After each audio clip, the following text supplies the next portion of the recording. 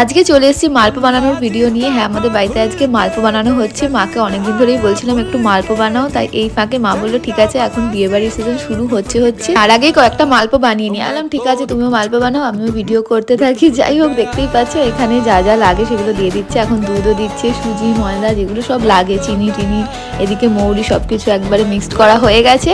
তারপরে এক গরম গরম তেলে এই ব্যাটারটা দিচ্ছে। আর দেখতে পাচ্ছ কি সুন্দর ফুলছে। আমার আবার এই ফোলা ফোলা মালপোটা খেতে বেশি ভালো লাগে। ভিতরে যে শক্ত জিনিসটা হয় ওটা যেন বেশি ভালো লাগে খেতে।